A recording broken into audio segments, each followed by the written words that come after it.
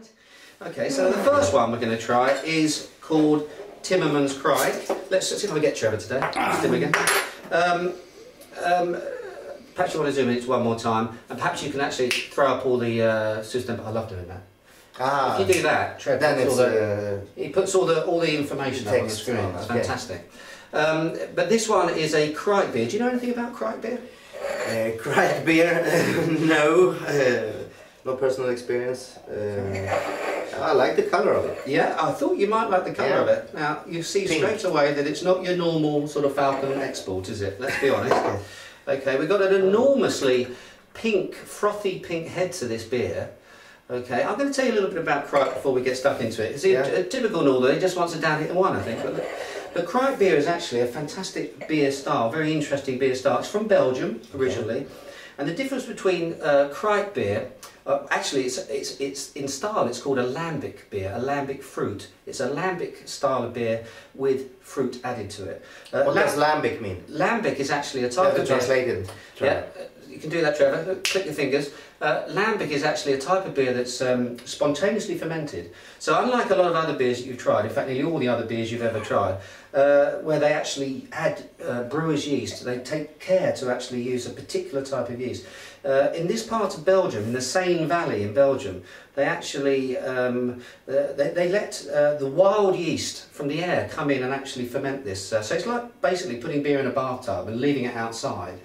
Exactly. So, and the yeast sort of comes in. It starts to attack the barley malt and the wheat that's in this. There's about 30% of wheat in this beer. Very typical of the lambic style. There's always some wheat in the beer.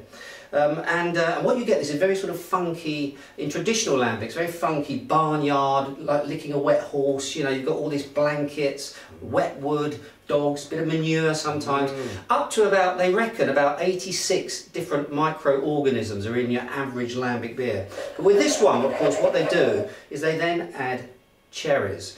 Traditionally, the traditional Crikes have, are you thirsty yet? It must be all this talk. The traditional Crikes actually use real whole cherries and they leave them there for many, many months, and actually the yeast really attack the cherry, rip off all the flesh, and you can get this very dry, almost cherry stone-like quality. I think in Timmerman's, I'm not entirely sure, I've done my research, but I think that what they do here, well, I know what they do is they add cherry juice here, and actually if I'm looking on the back I can see they've added sugar, and we've got 2 or 3 E numbers here as well. So E is my favourite. Is E your favourite number? Yeah. Okay, well you're going to love this because it's got a little bit of artificial stuff in it. Now, whether that makes it taste good or not, I don't know. But let's give it a whirl. Let's give it a whirl, Jan. You've got to give it a whirl. You actually talk a lot. I do talk a lot. Yeah. I do instead of drink. I know, exactly. It's unfortunately it's one of the things I need to do. You swirl it. I've seen your blog. You've got to swirl it. You've got to whirl it and swirl it, because then you get this. Cherry. It's cherry. What are you getting straight away? Cherry, cherry, cherry. Loads and loads and loads of cherries. All the cherry. Is there a little bit of like marzipan on there as well? Can you smell a little bit of marzipan, like in the sweets you get at Christmas? Marzipan, yeah, a little bit of marzipan. But essentially. So why do you drink this? Well, I don't normally do. It's only because you're here, Janne. But another thing, one more thing. When you were a kid and you had a sore throat, did your mother ever give you any medicine, like cough medicine, that smelled like that?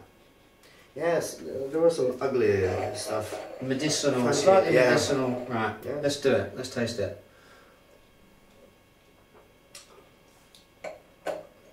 Well, it's quite good. Quite like it. Yeah. Now, here we go. It's a first. Jan Bylund, beer hater, actually thinks this is pretty good. Now, it's quite light in terms of alcohol. Well, I say light, but it's 5%, sort of like lager. But you've actually, the taste is drier, isn't it, than the smell. It's very sweet aroma to it. Very, very, it's just cherries, basically. And I would actually have to say, with that marzipan little vibe going on, maybe a little bit artificial cherry, not like your real cherry. No. Cherry cough drops or cherry, you know, throat medicine. It's like it's not gay enough, so you put the marzipan in. You just sort of throw a little, just to really get into the whole. Yeah, okay. So YMCA. We got the whole YMCA thing going on. But I do have to say, in fairness to it, it doesn't get any better. How's your throat feel? I'm very good. In fairness to it, It has got a little bit of balancing acidity. This is the bit I have to do. It's got a bit of balancing acidity. Do you think a little bit of balsamic vinegar? Sure. A little bit of because I mean, to me, the problem with these types of beers is sometimes they can get too fruity. You can get too fruity. Really? You can. Oh. And this you know, it becomes a bit unbalanced. I think, but in this one, I have to say, just at the end there, the end game, at the fourth quarter, this beer is actually delivering a nice little bit of acidity, which I think, to me, makes it. I got a feeling of a very happy ending. Yes. Yeah, very happy ending to this one. So, what do you think then? Because on Beer Sweden we rate all our beers on a scale of 1 to 5. 1 being Sailor, and 5 being a beer I haven't tried yet on Beer Sweden TV. No, but I have a few personal 5s, but we haven't actually had one here on Beer Sweden yet. On a scale of 1 to 5, where would you put this? It's very close to 5 actually.